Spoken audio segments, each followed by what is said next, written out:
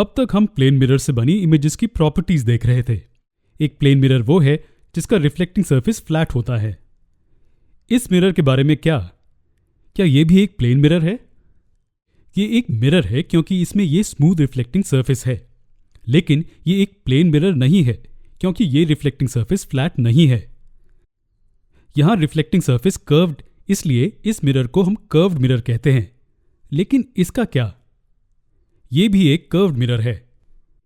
इन दोनों के बीच यही डिफरेंस है कि इस मिरर की रिफ्लेक्टिंग सरफेस इनवर्ड यानी कि अंदर की तरफ कर्व्ड है, जबकि इस मिरर की रिफ्लेक्टिंग सरफेस आउटवर्ड यानी बाहर की तरफ कर्व्ड है। क्या आप उन एग्जाम्पल्स के बारे में सोच सकते हैं जहां आपने कर्व्ड मिरर्स देखे हैं?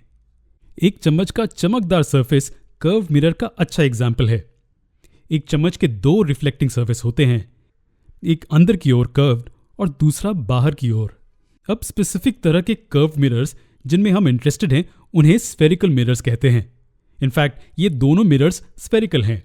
ये एक स्फीयर की तरह नहीं दिखते, लेकिन फिर इन्हें ऐसा क्यों कहा जाता है? इन्हें स्फेरिकल मिरर्स इसलिए कहा जाता है क्योंकि इनकी रिफ्लेक्टिंग सरफेस स्फीयर का एक पार्ट है। आप ये क्लियरली देख सकते हैं कि दोनों मिरर्स के रिफ्लेक्टिंग सरफेसेस स्फीयर का पार्ट हैं। अब ये दोनों को खास नाम दिए गए हैं। वो मिरर जिसका रिफ्लेक्टिंग सरफेस इनवर्ड्स कर्व्ड होता है उसे कॉनकेव मिरर कहते हैं, और जिस मिरर का रिफ्लेक्टिंग सरफेस आउटवर्ड्स कर्व्ड होता है उसे कॉन्वेक्स मिरर कहते हैं। हाँ, इनवर्ड्स कॉनकेव और आउटवर्ड्स कॉन्वेक्स। अब हमें स्फेरिकल मिरर से बनी इमेजेस की प्रॉपर्टीज को पढ़ना है, लेकिन उससे पहले हमें स्फेरिकल मिरर से संबंधित कुछ टर्म्स को डिफाइन करने की जरूरत है। तो चलिए शुरू करते हैं। दोनों मिरर्स को ऐसे रखा है। कॉनकेव मिरर आपके लेफ्ट में और कॉन्वेक्स मिरर आपके राइट में है। हम इन दोनों मिरर्स के लिए टर्म्स को डिफाइन करने वाले हैं, कॉनकेव इनवर्ड्स और कॉन्वेक्स आउटवर्ड्स। मिरर के रिफ्लेक्टिंग सरफेस के सेंटर को पोल कहते हैं। हम इसे पॉइंट P से रिप्रेजेंट करते हैं। दोनों मिरर्स के फ्रंट व्यू में आप देख सकते हैं कि पोल सेंटर में मौजूद है। अब जैसा कि हमने आपसे कहा था, रिफ्लेक्टिंग सरफेस स्फीयर का एक सेक्शन बनाती है। इस स्फीयर का एक सेंटर होना चाहिए। स्फीयर के इस सेंटर को सेंटर ऑफ कर्वेचर कहा जाता है और इसे C से डिनोट किया जाता है। और इसके रेडियस को क्या कहेंगे? जी हाँ, इसे रेडियस ऑफ कर्वेचर कहा जाता है।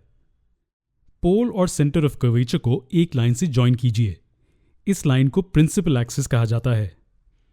लाइन सेगमेंट का मिड पॉइंट जो पोल P और सेंटर ऑफ कर्वेचर C को जॉइन करता है उसे फोकल पॉइंट कहते हैं। इसे लेटर F से डिनोट किया जाता है।